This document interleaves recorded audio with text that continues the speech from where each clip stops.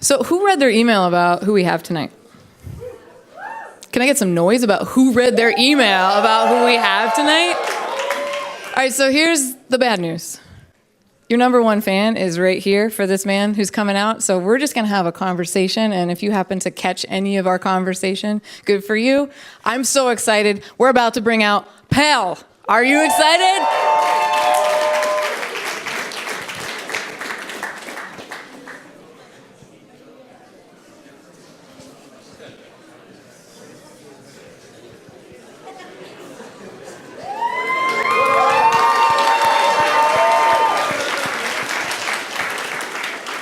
Ready to rip. Sir. Hey. Welcome. Hi. You on? Hello. Hey. Hey guys, what's up? Loyola in the house. I really wish I went to school here. Y'all are really cool. For real. They are pretty cool. Yeah. I have already informed them that you and I are just going to have a conversation about how much I love your music. And if they happen to catch any good information, no, I'm just kidding, guys. All right, so I have to let this rip right now. Like, your music just blows me away because you've got mixed rhythm, mixed meter. You're doing the Sing J thing. You're doing all of this incredible musical affectation to these pieces. Where does that come from? Like, where does that start from? I feel like that just comes from like what I grew up listening to. Like I feel like I had like, I guess you could call it like 3 different pillars of like influence that wound up building the foundation for like what I listened to. And I had my mom who listened to a lot of Motown, you know, listened to the Jacksons, listened to Marvin, listened to Frankie, just listened to a lot of soul stuff. And then I had my brother who was on a complete opposite side of the spectrum who listened to rap. And that was like my introduction to rap. I actually got on hip hop pretty late. And I remember I was a junior in high school and I was about to quit football because they started this guy over me at receiver. And it was just like, it made no sense to me. You know what I mean? Like, he really wasn't athletic. It was just he was a senior and I was a junior. So I was really mad. I quit. And then my mom was like, oh, my God. So she calls my brother and she's like, your brother quit football. So how are we going to get him back in? And Mike is like, don't worry about that. I know he likes music. So my brother drove from college to see me. And when he comes to me, he talks to me. He's like, if you're gonna do this, you got to do it big. So he gave me Harlem World by Mace. He gave me Fuji's The Score. He gave me College Dropout and Late Registration that just dropped too, like at the time. So it was like, I just had all these influences from my brother in terms of like hip hop and like what good hip hop and what good like soul, real feel, you know what I mean, was. And I really just credit them for that. And then my dad definitely played a lot of jazz for me. And yeah, those were like the things that I listened to. Awesome. I think there was I forget who did the interview with you, but you were also talking about indie rock.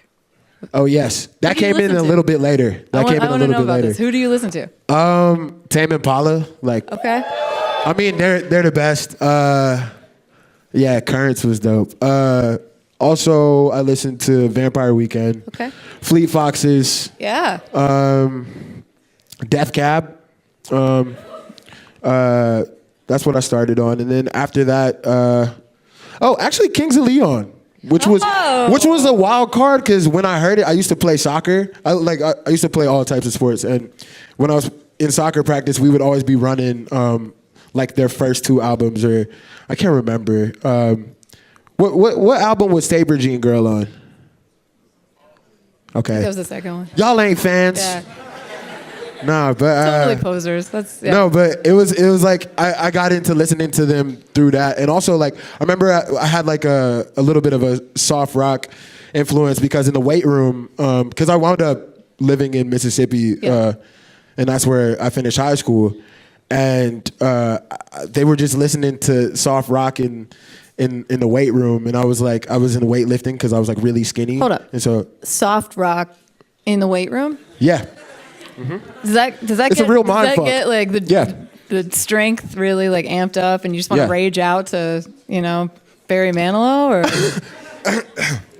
It works. It works. I don't know Okay. the psychology behind it, but I mean, I'm trying to work on my fitness, so like if it's gonna help for me to cue in a little like Billy Ocean, I could totally. hey, it could work. Make a little all right, playlist. okay. Sorry, Yeah. I interrupted. I need to know these tips though, so thank you. Yeah, so that's like I listen to a lot of Okay. different rock, and like I really like the melodies that they used, and I always wanted to apply it to what I did because during that time, like I feel like when I was first starting, a lot of my friends that were rapping as well really wanted to get heavy, and it's even gained more prominence now, but really wanted to do trap rap. And you know, it's all about the bass, and like we're from the South, so that like for me, it's all about that too. But I felt like I had to add something extra to that. You know what I mean, melodically. Also, I listened to a lot of John Legend when I grew up. So every time I went to school, I was bumping Once Again, the album, and so I really wanted to be John Legend when I first started until like my voice changed and then the notes started getting a little fuzzy. So I wanted to write a little bit more, but yeah, that's definitely where I got like a lot of the melodic inspiration. Yeah, I hear all of those things. Okay, so just backing up a little bit, you were in New Orleans till you were about 7, 8? Oh no, till I was like 13. 14. 13, okay, and then over to Mississippi. That's when Yes. Katrina hit, and you guys got out to Mississippi. Yeah. Do you feel like you pulled different influences from that pretty significant change in an environment for yourself? Yeah. I feel like that's when I really started. I was actually having this conversation with one of my friends. Yes, actually, I think me and Dom were having this conversation about how after Katrina, it felt like I started paying attention to music more, or I started paying attention to the songs that I was listening to because they became like words to live by and like, you know, songs to live by. And so definitely like my musical appetite got bigger and I started remembering a lot of what I was listening to. So I think that definitely influenced me. And also, me being a new kid in a new environment in Mississippi, I was trying to soak up everything, and I didn't know how cool it was to be from New Orleans. So like I definitely played upon those two things. Yeah. Yeah. Well, I mean, you've differentiated. The New Orleans sound can be so many things, right? We've got jazz, we've got the Dixie sound, we've also got bounce, and all of the artists in the early 2000s that it was that driving beat you were talking about. You've differentiated so much from that course, and it's beautiful music. So when you set out to write a tune now, are you thinking, okay, I've got to do the Pell thing, I got to do the trip hop beat and the dreamy stuff over top? What do you think? Like, talk me through starting out to write a new track. I feel like my artistic process is like a lack of an artistic process, and I kind of don't really have an idea in mind. I just have a feeling that I want to create, and then after that, I guess whatever comes out just naturally sounds like what I want to make and what I want to listen to. And I guess my mood must be very chill 24/7 because I don't know what happened, but 90% of it is really, really relaxing. And I feel like when I start a beat, if I'm like working on the instrumental, then I definitely start with the drums, just because I'm a big fan of like Manny Fresh. And like I feel like that was when I first started producing, like I couldn't really do much more than like get a sample and put some drums on top of it. So I wanted to make sure that I had like, I don't know, this driving beat that you say and this bounce to it, you know what I mean, to make it kind of exciting and fun. But after working on production a little bit more, I started like just incorporating a lot of different sounds, and I'd have like session players come in, play guitar, play keys, play drums. Sure. And now it's becoming one of those things where it's really a congregation of artists to make all of these songs. You know what I mean? Yeah. I don't want it to just be one mind, because then I lose the perspective, you know? I think there's an authenticity you can hear, like the remix of Patience when you add in the second line. That's awesome. That's Thank fantastic. But there's an authenticity that you can hear in you bringing in real human beings, real people playing on the tracks, instead of you trying to be that one-stop shop. Have you felt the pressure of trying to be, I have to do the beats, I have to do all the cues, I have to do, have you felt that? Well, yeah, a lot of times, because I feel like, one, saves money, you know what I mean, to do, I just feel like that in terms of being your own, you know, entity that can produce, mix, sing, rap, whatever, play, is very important, and it definitely keeps everything in-house. But once again, I just don't want to lose that perspective. So I feel like that pressure quickly subsides in me. And I think that it's more important to be accessible, and it's more important to me as an artist to gain reach and understanding than to just say I'm this tight. You know what I mean? Okay. So you mentioned beats and pulling samples. I have to ask, this is one of those moments that I don't care if they're here or not. I got to ask, on Almighty Dollar, why is that beat so familiar? I couldn't place it. I have no idea. There was a sample in there that was like 1972. Yeah. What is that? That's Dave Siddick produced that, and Dave Siddick went through, I guess, like 10 different samples. It's like I don't know the exact sample that he used, so I don't know. Super homey. Like it's like, oh my god, I know I have that feeling that I know this tune. I was trying to figure it out last night. Well, I don't know. I think because he replayed it like with guitar and something else, but. Okay. No, it's like he's like a funky madman. When I actually was in the studio with him, everything was analog. Okay. And like basically the setup it's like a semicircle, or like it's like 3 different sides. And he has like 4 rows of keyboards like on each side, like stacked up, and then MPC, all these drum machines. And that was like my first time being around like an analog setup. I'm used to like being on Logic or being on Ableton now and just like looking at a screen, but it was like really, really dope. So I don't even know, like we just felt the music. Yeah, it was great. Well, I want to get back to the music, but let me ask real quick. I'm curious, so you got Voodoo coming up, right? Yes. Playing Saturday? Yes. Awesome. 2:30 and 1 o'clock. Come holler at your boy. I'm playing new shit too. It's like my best shit. And you've got a gig Friday night too, somewhere. Defend? Yeah, it's not a gig, but I have some new merch coming out, and we're gonna be at Defend downtown, holding it down. Shout out to Defend New Orleans. Shout out to Brent. Shout out to Jack. Everybody, the family. So when you do something like Voodoo, what do you travel with as far as electronics and tech and the rack? Like, what do you bring to a gigantic show like that versus what you're gonna do in a smaller setting, maybe? It's kind of the same, you know what I mean? Because it's still at the end of the day hip hop. So a lot of times it could just be the track in me, but because I did a whole stint of just the one man band, like I had an Ableton Push, which I still use, and I'll bring that on to the Voodoo show. But it would just be an Ableton Push with chopped up samples. But now we've moved a little bit farther, and I'm gonna have Dominic Minix is playing guitar, Loyola's finest. Yeah. And my homie Bill DeLellis is gonna be playing drums, and then everything else will just be track in me. Awesome. Yeah. Cool. Well, before we let that rip, I want to ask, I love the term from Fader what did they call you? A dream rapper? Wow, dream rap. Oh shit. Is that something, do you like being put into that category? Yes and no. Okay. I think that it's cool to have, an identity. I think that's cool to be able to say, oh, I could fit in this space, because a lot of times I feel like I try to make it so versatile that it's like it can be called many things, sure. But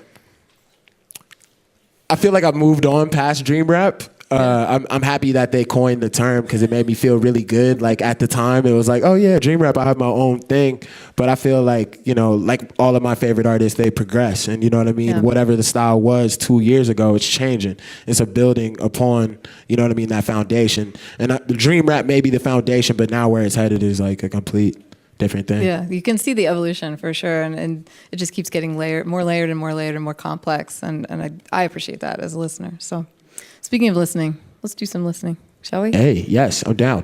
Let's get it. Hey, give it up for Dom.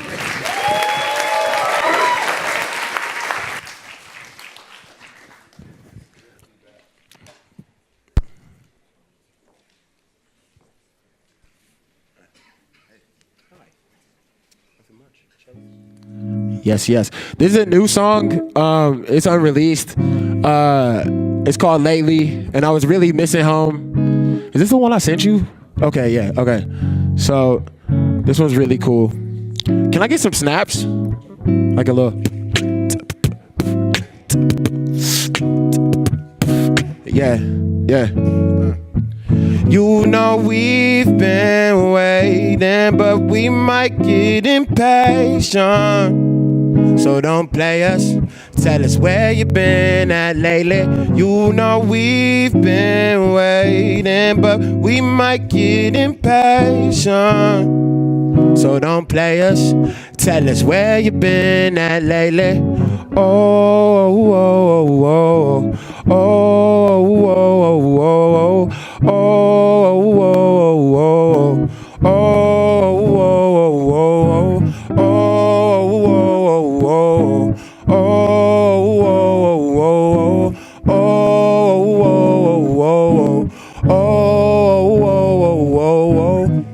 Play this for my homies back home that remember me. Run my thoughts on tracks cause it's time to jog their memory. Before I'm dope as ketamine with pot to piss and kettle steamed aroma, strong vanilla tea. I could belt these melodies. Play this for my homies back home that remember me. Run my thoughts on tracks cause it's time to jog their memory. I know I'm forgetful, but I can't forget you. I was living crooked, no castle, dream no hassle, spending more than tassels in a cycle so shallow, recording by the shed on my never hit you back flow. Jazzy Nola Rascal, the rap game Satchmo, they call me nice on records, real life asshole, till I broke the rap code and slapped it with some shackles, getting service, fuck some Wi-Fi, even though I'm bashful. Tabasco might be the hottest you ever seen. Tobacco, know they addicted, I nicotine, don't bash folks, only show love so they ain't feel it until them tickets my witness, long flights to show I get it, out to Vancouver, swimming something like Cuba, hit LA later that evening, reminded of why I do this, homies back round the way, inspired by all the music, I'm praying on top the song for proof that we all grew up, it's flooding every day, and that rain don't go away, I know there's more to say, I know there's more to say. So I'm spitting that hope shit. Hope you stay focused. Hope you got a job now and hope you ain't holeless. Hopeful you feel chosen and hopeful you feel hopeful. I hope I see results so I can have to stop hoping. Hope your girl ain't pregnant unless he be my godson. Hope your deals be handmade and all my niggas got one. They don't have to sign. Just remind us when we come to bust this game up so hard. They play our reruns. They play our bloopers cause everything's golden. Journey forever, just know that you got one. Vibe like it's high school, pop biz and shotgun. Reminisce days when I care about a condom. I call it love now, they call me conscious. I call them groupies unless they unfollow. Call you mañana unless I'm on tight ropes. Maintaining my balance until there's an encore. Maintaining my balance until there's an encore.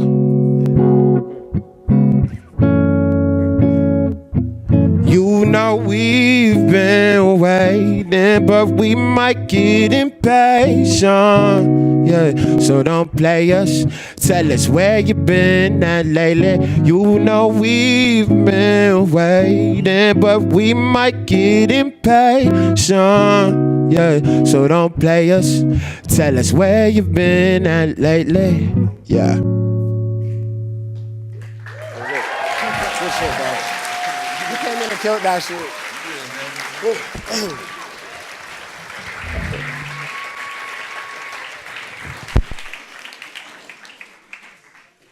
That was fantastic. Let's get another hand for that. So I know we're going to bring up your team in a little bit here. Yes. I have a few more questions though, if you're okay. So I was jamming on the Limbo album last night. Oh, dope. That was what hit. The first track, and I guess this is also a team question that they can answer when they come up. There are some major sync possibilities in that Monday track. I mean, that thing's Definitely. beautiful. I mean, that somebody needs to pay you millions of dollars to use that track. Hey, what's up, Chris? Chris, what's up? T, let's get that money. Everybody's pointing to somebody else's. It's somebody else's job to get that. No, I think that there's so much potential on that Limbo album for sure. I think I want to get into your brand, how you market, the business of what you do. But I think the last question in that song, in Café du Monde, a lot of your material has kind of like counterintuitive to the rap game lyrics and content, and you kind of check the rap game a little bit, right? Have you come up against, have people noticed that, and have people kind of applauded that, or have you come up against it with that content?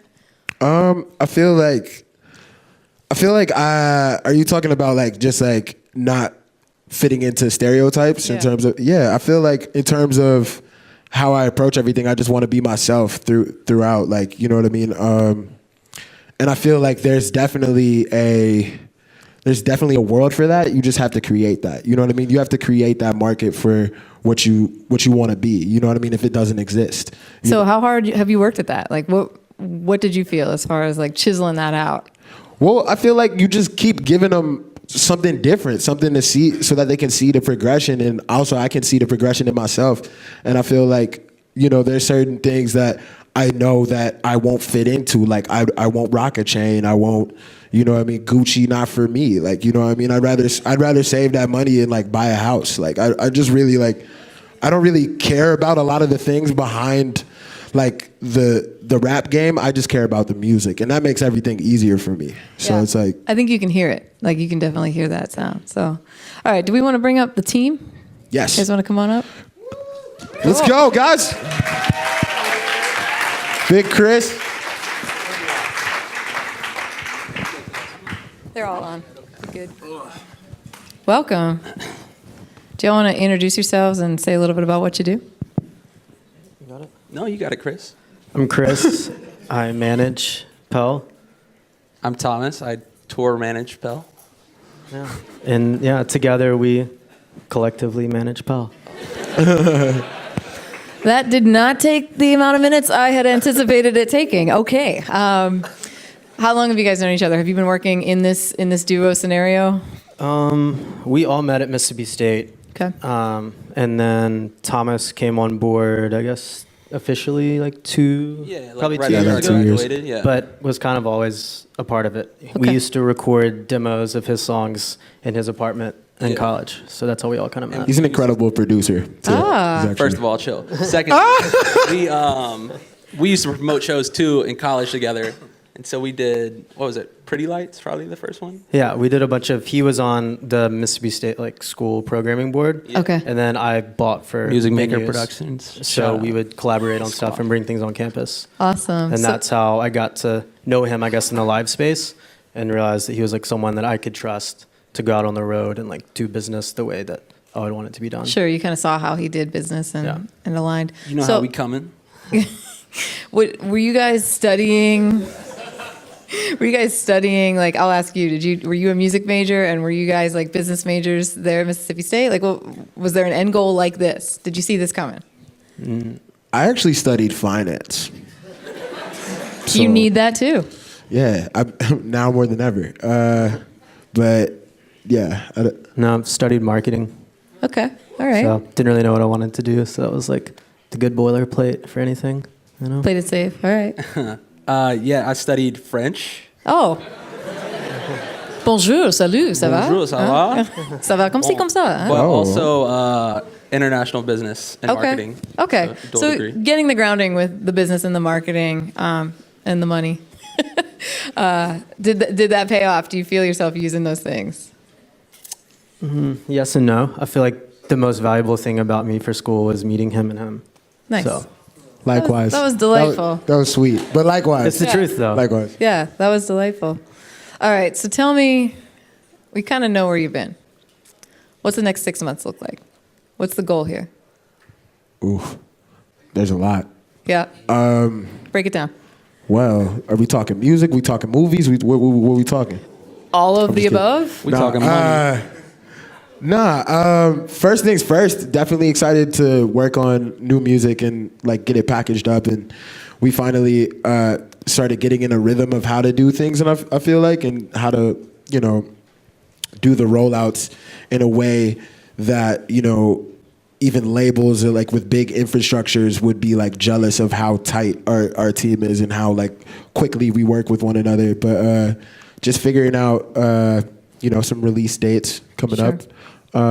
And other than that, there's a lot. Yeah. Tour. You've got tour. Yeah. I'm going to be in Atlanta, New York, DC, San Fran, and then LA to cap it off.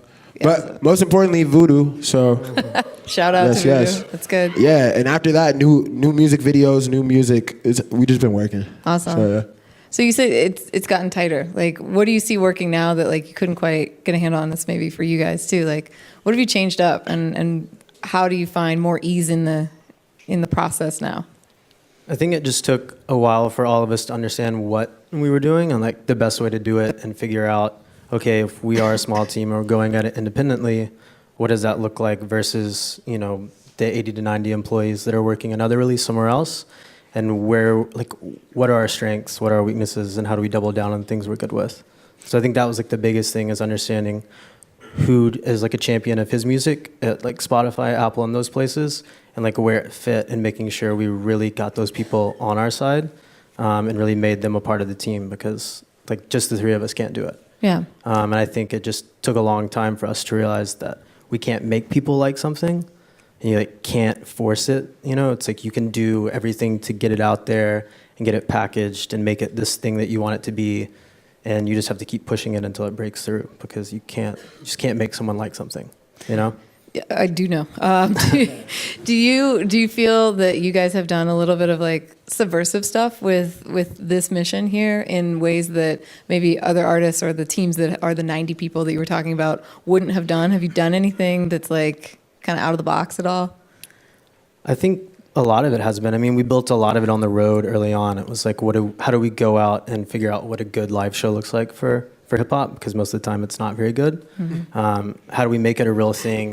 How do, you know, because he's a great performer. It's like, how do we get it into a space and into a setting that showcases that? So it's like, how do we make sure we build ticket sales so we can play real venues and not nightclubs? And like, how do we do all these things? But I think the main thing has been just kind of sitting back and understanding like where we can fit into like the conversation, especially with rap, because it is like the trap thing is so big right now, and there's like just so many things going on.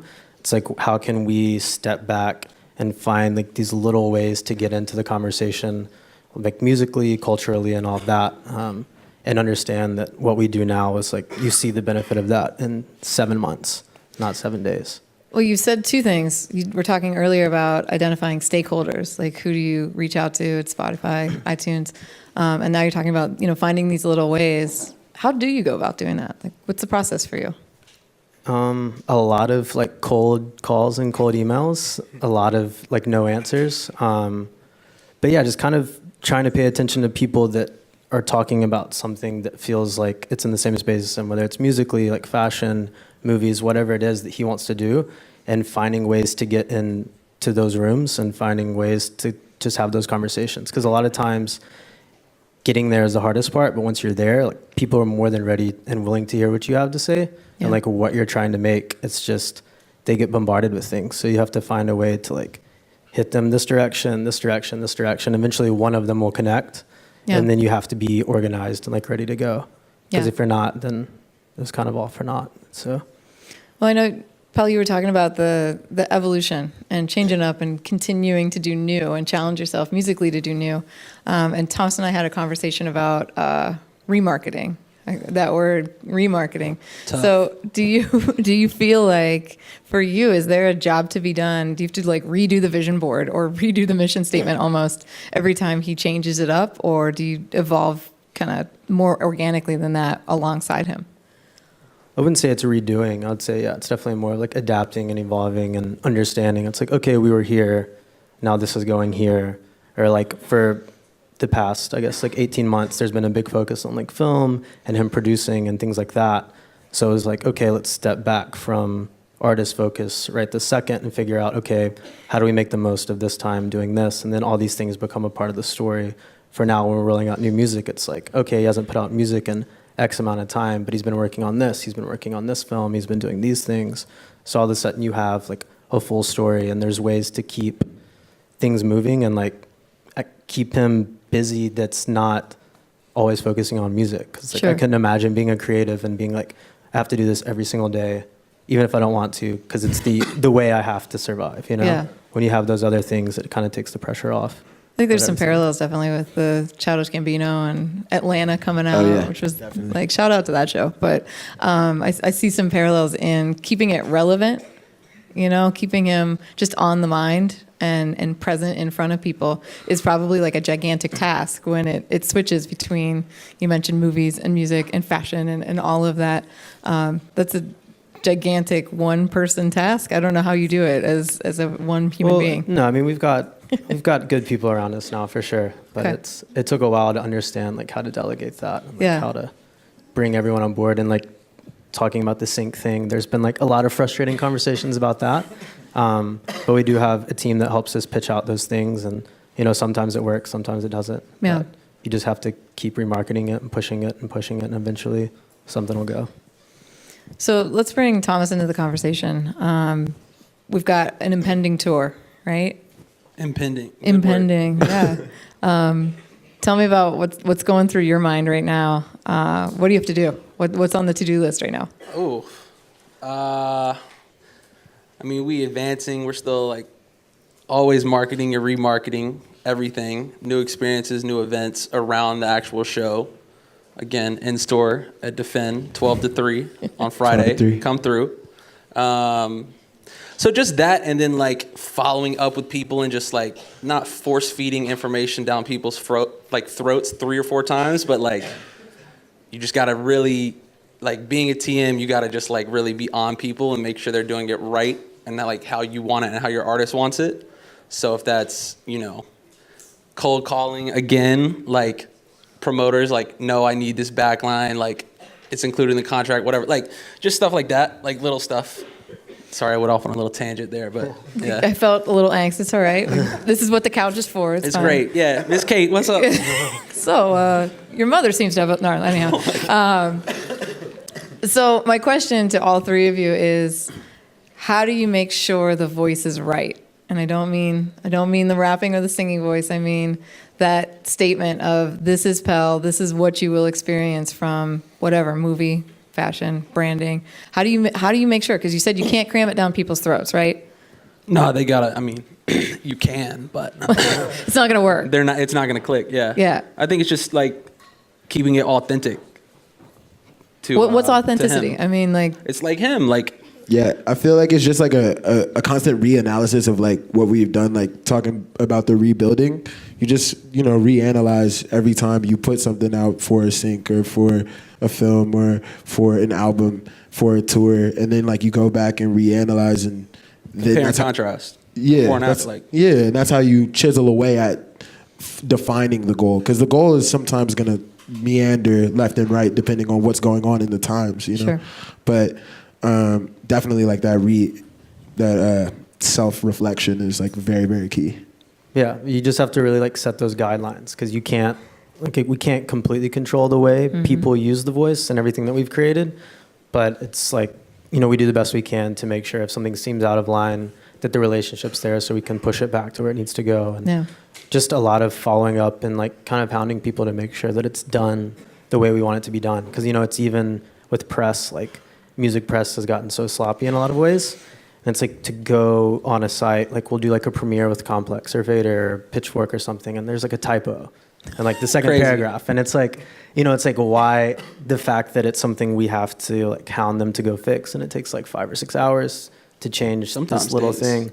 Yeah, it's just crazy. But And it reflects more on somehow you than it does on the person that yeah, typed because they'll up be that. tweeting at him or Yeah, commenting, be it's like, you not know, even your your article mistake. has this mess up in it, da da da da da. But no one's like chastising the Yeah, like the no, press it's just a outlet. reflection Yeah, on this person. so it's a Yeah. lot, but you can't. You just have to read everything. You have to follow through on everything, and just do it until it gets done. Yeah. So let me ask, you've talked a lot about diversifying, which I think is great. Red Bull is here. You happen to be a Red Bull Sound Select artist. Yes, yes. Shout out to Red Bull. Shout out to Red Bull. go. The Red Bull way. Talk about that, because you do have, Yellow way. you have some other affiliations too. Like, talk about when that came into play for you. When did you know, like, it wasn't whenever you dropped football in junior year, like, I need some brand alignment, you know, like you didn't think that then, right? Like, Yeah. at what point in your career did you think this is what's right for me? And how did you guys know it was something that was feasible for the artist too? Wow. You're speaking from a standpoint of like Red Bull, right? Yeah, or just Yeah. even thinking like this brand thing could happen for me as a musician. Definitely. I think it took a lot. At first, there were a lot of opportunities when the first project came out, Floating While Dreaming, to do little brand things here and there. But we didn't want to distract the cool and the music with a branding behind it. You know what I mean? Because then it would basically mask all the work that we had put in before. And I felt like there had to be a point in momentum that we got to bring people on and like work with people in a partnership that could really make sense for me musically and not take away from all of the hard work that we had already put in. Sure. But definitely with Red Bull, cool as hell. And I just feel like they understand I know this is like now a jaded word, but the culture a little bit more than most would. You know what I mean? And a lot of times there's brands that are just, wanting to promote their product and not really look out for the artist's interests. And I feel like you have to eyeball people and you have to see what they've done in the past and the track record. And then that's when you see, oh, can be lucrative for me. Because at the end of the day, it's never always just about the money.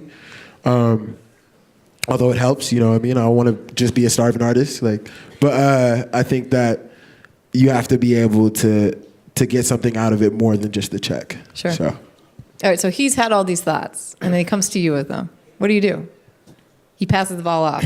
Yeah, a lot of it's figuring out, okay, if it's a clothing brand, if it's someone like Red Bull, if really what the idea is and where they fit. It's like going and sitting down and being like, okay, what do we have that they would want? Because it's like we can get in touch with people, but at the end of the day, it's a transaction. So it's like, okay, if we want them to come in and fund this, or we want them to put money behind this, or help us build this project, or do this or that, it's like there has to be a mutual value there. So a lot of it was, how do we build his touring? How do we build his merchandise? How do we build these things into a place to where we can take it to someone like a Red Bull or to someone like a Samsung or Puma, all the random people we've done things with, to where it's like, okay, we need this. This is what it looks like in that space. This is what our demo looks like on like Spotify and SoundCloud and all these things. So this is why we're valuable to you, and this is how you're valuable to us, and this is how it works. So I think a lot of it was understanding a time where it was established enough to where his voice could be separate from the brand's voice and it actually be a thing. And then also getting to a point to where we had a reason to have these conversations. Because it's like you can sit down and talk to whoever, but if you can't offer them something, there's really nothing to talk about, It sounds like a lot of curation and kind of like making sure it is the right alignment and understanding the material that you have.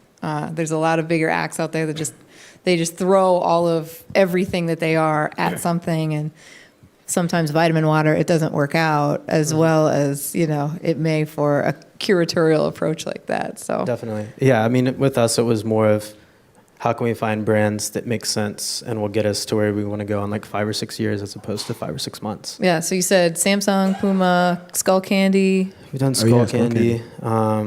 Red Bull, obviously. Yeah, Red Bull. Who else? Puma. We did some of the Beats. That was cool. Nice. Spotify. That's awesome. Yeah. Yeah, just like a lot of cool things, but at the same time, a lot of things that we turn down because it just doesn't make sense sometimes. So knowing what you have can also leverage like this just isn't going to work out, that kind of conversation. Yeah. Not every check is worth it. Yeah. Yeah. I feel that. Nice. So I want to hear more about where you came from, and you guys met at school. When did you know that it was like from the hobby to, from the weekend after class to what it is now? Wow. For me, definitely knew when I met Chris, I think it was my freshman year, and I was working with a bunch of cats that were producing music 24/7. Like, we were recording songs more than we were going to class, like 100%. And at the time, he was managing another group, and I remember that one of my friends was actually like making beats for them or something, like something like that. And so we wound up linking up and really linked on because he did a lot of shows and booked a lot of talent around the area.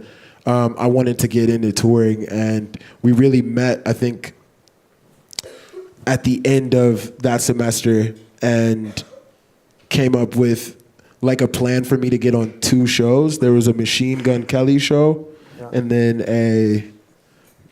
the Bomb Squad thing.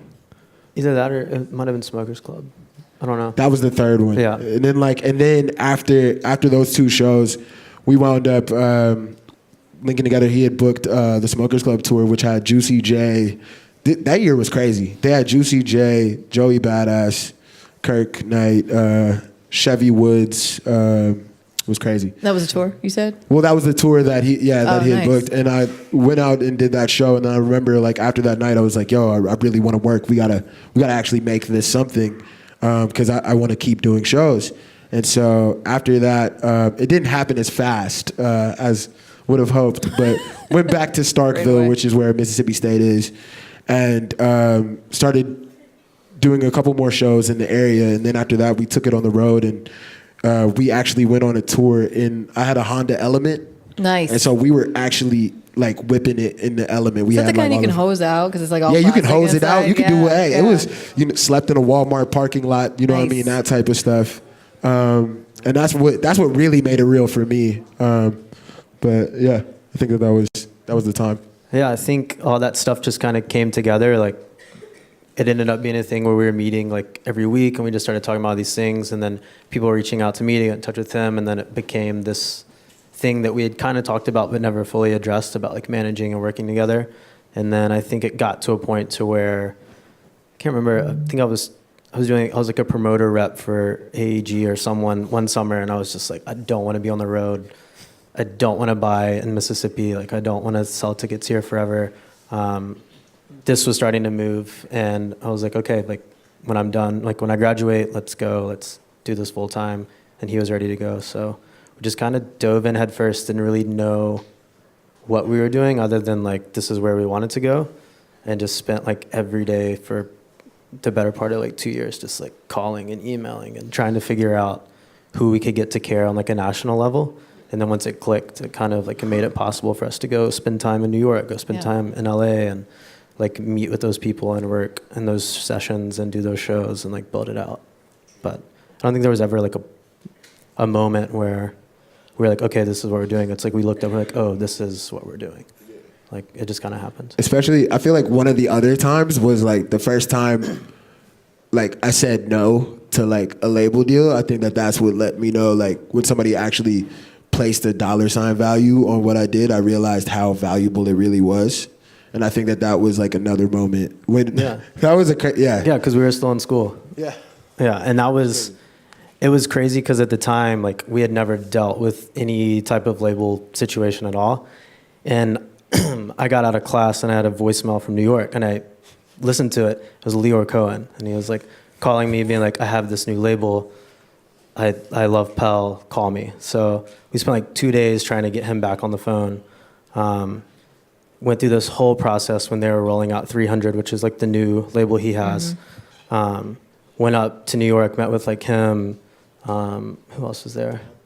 Yeah, Todd Moskowitz, him, Roger Gold, Kevin Lyles, like all of them. This is our first time. BFD trip to New York. Yeah, this is like our first time ever going into a label office, and it's like Leor and all of them, and like, just like, here's a contract, you got to sign this before you leave, like that whole scenario. So we were like thrown in to the deep end. But it was like a really awesome experience. And that's, when it became very real, it was like, okay, these people, built Def Jam, they made all these things. They know that this exists. So this is obviously something that like we should pay, more attention to and not just do on the weekends. So when they said you got to sign right now, did you say no right then, or did you say like we need to think about it? We stepped outside. we like stepped outside. We called. I think you called your dad, and I called like an attorney friend, and we were like, dude, we have no clue what's going on. Yeah, it was like it was all too real. I kid you not. Even before that trip, like when we realized that the trip was happening, he got that call while he was leaving class. I got a similar call. I was riding with my friend Juan. Where were we? Cajun seafood, like, you know what I mean? Just like chilling. Next thing I know, it's like, Pell, what's up? It's Leor. And I was just like, oh my God, it's crazy. But yeah, during that time, we definitely had to sit on it for like not that long, and then realize that we had something more special and a lot more to build for ourselves. And looking in hindsight, I feel like that was the right decision because I feel like I personally wouldn't have learned as much like if we didn't go through the independent route. And I think that definitely it sharpened every part of us. And you own your shit, right? Yeah. Yes. Hey, that's what it own is. your shit, guys. Own it. Own it. Don't sell it. All right. Well, I want to let them ask some questions. My last question, though, there seems to be some intentional social media and website, just like the whole online presence seems to be really intentional, especially with the site. It's super slim. You know, it's not click this link for beautiful pictures of Pell on Sunday and click this link for various angles of the hat that we're selling. You know, like it's slimmed down. Where's that from? Like, who are you trying to hit with that is what I'm curious about. I mean, Thomas is the master of copy. well, it's like, I feel like people don't really go to websites anymore in general, especially for artists, unless they're trying to buy tickets or buy merch. Yeah. So if you like scroll on his, like we have like newest video at the top, like newest content, and then it's just like tickets, merch, contact.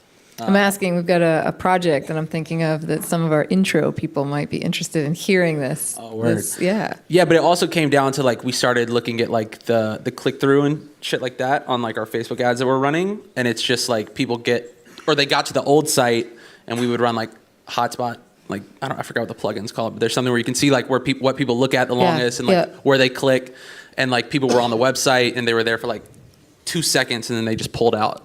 And so it was because it was too complicated. There was too much to choose from.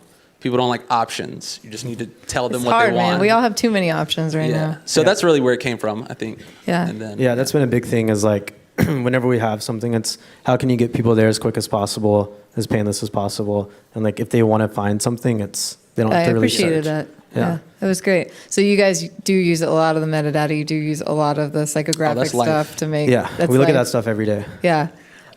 I would get slapped in the face if I didn't ask you, how do you collect content collection information from, like contact information from your fans?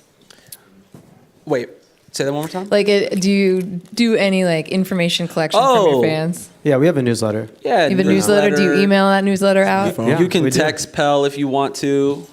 He's on. And there's you like keep that this information certain number. somewhere? There's like a certain number he has. You can text him.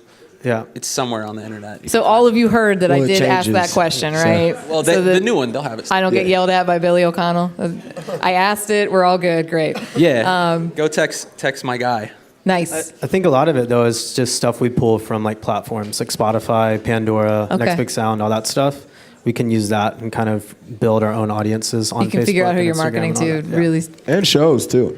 Yeah, because now Spotify, all that gives you show information. So Yeah. it's kind of like a whole new world with that stuff. Yeah. Awesome. All right. So I want to open it up. I know people have questions. So who's got one? Oh, Connor. So you did a lot of booking early on. At what point did you feel the need to move to an actual booking agent? And like, do you still have the same one? Like, how'd that evolve? And how much does he work with your friend who's tour manager? So yeah, we were booking everything early on ourselves, and then we brought in ICM, who handles him still to this day, I guess. Yeah, like maybe 2.5 years ago, when it got to the point to where we were getting tour offers, we were getting headlining offers and things to where we weren't quite sure what this would look like in a contract, and then also where we needed the insurance and like kind of the muscle to get us better deals, to make sure that rider was handled, backline was there, that we could get the billing we wanted. All those things. And then, yeah, once we brought them into the fold, I mean, I would say especially setting up tour and all of that, we communicate, like he and I communicate with them multiple times a day on just routing, itinerary, what show has this, what promoter's doing this, who do we need to hound for this. So, yeah, I think it's been good, but it's a big agency, so you have to just find your way around those places. So. And then a smaller question. Where'd you get your shoes? These? Yeah. New York. Okay, they look custom.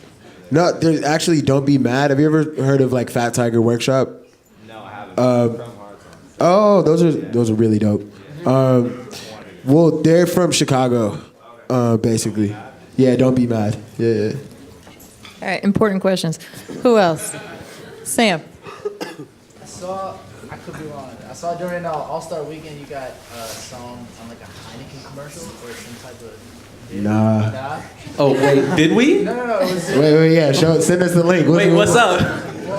Are you talking about Samsung? Yeah. Yeah. So did that come about through your relationship with them, or did they hit you up, or did you hit them up? They hit us up, and they were doing this thing like where they were. How many of those commercials did they do? I think they did like one in each region, like that they cover, and they reached out to Chris. Yeah, it came through an ad agency that I think we did a walkthrough with like 2 years ago in New York. We were just like taking every meeting we could possibly take, and he would go into like ad agencies or sync houses and like do an a cappella song and just meet everybody, because we were like, hey, we're trying to do this independent. We need reach, we need money, we need all these things. And literally probably 2.5 years after that, they're like, hey, we remembered Pell. We need someone from New Orleans. We have this. Do you want to do it? So it was crazy to see that pay off like 2 years down the line, because we had forgot that we ever went there. Yeah. But they obviously didn't, so it was good. No, that was really cool and very timely. That was the greatest shoot I've ever been a part of. God. Can I ask why? Because it was like a multi-million-dollar like budget situation, and we shut down Canal, we shut down Bourbon, like it was just Vibes. incredible. Awesome. They did treat us like rock stars. I had a trailer. Yes. It was nice. Cool. Now you can start getting weird. Now that you got like the big stuff, you can be like a total weirdo. I'm on a whole different. That's great. Yeah. I'm jaded. I see a hand up there. I'm a freshman rapper here, and I was just wondering, like, what was the most difficult thing when it comes to building a solid, loyal fan base, and what did you do to kind of combat that and get a fan base that actually kind of gave a fuck? I like that.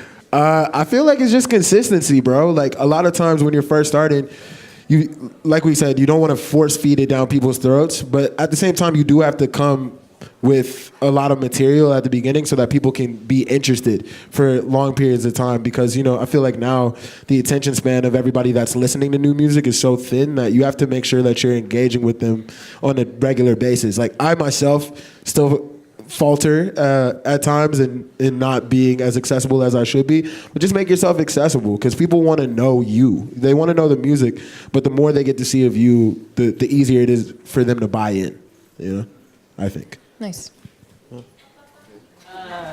Hey, what's up? I know earlier you talked about how you're independent, like to own your shit. Would there ever be a point in which you would sign to a label, and if so, what would be like your dream label? Dream label. Well, the first day, I think there would be. There have been times that a partnership for me would make more sense. I think that I'm not like opposed to the idea. It just has to be something that I couldn't do without, like, that we couldn't do. You know what I mean? And I feel like we have a strong team, and we'd have to be a part of an infrastructure that really showed us something new for it to make sense. Because it's never really just about the dollar sign. But I'd be open to it if it was something that like they had put us on like a whole new game, like, you know what I mean? But the way I see it, the way the internet has made it, you know what I mean? It's the wild, wild west out here. You know what I mean? It doesn't really, So there is no dream label for me, technically. All right, we got time for one more. Oh wait, Chris was about to. Oh, sorry. Never mind.